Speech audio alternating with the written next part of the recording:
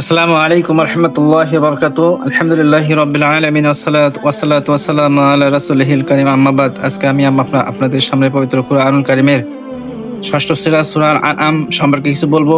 সূরা আনআম এটি মক্কা অবতীর্ণ হয়েছে। এই সূরার ফজিলত গুরুত্ব অপরিসীম। এই সূরাটি যখন নাযিল হয় তখন ৭০,০০০ ফেরেশতা এই দুনিয়ার বুকে অবতরণ করেছিলেন আল্লাহ তাআলার জিকির ও তাসবিহ পাঠ করতে করতে।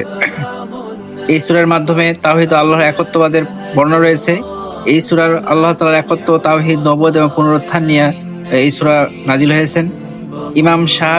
ইমাম শাফিঈ রাহমাতুল্লাহি বলেছেন, এই সূরাটি এমনভাবে নাযিল হয়েছে যে এতে দ্বীনের মৌলিক আকীদা ও আহকামের বিস্তারিত আলোচনা রয়েছে। বিশেষ দোয়ার কবুলিয়াত এবং শয়তানের কুমন্ত্রণা থেকে মুক্তি পাওয়া যায়। আমরা এই সূরাটাকে বেশি বেশি করে তিলাওয়াত করব এবং আল্লাহ তাআলার গুণগানে মশগুল হব। আমার এই চ্যানেলটিকে সাবস্ক্রাইব করে আমাকে দিনের আলো প্রকাশে সহযোগিতা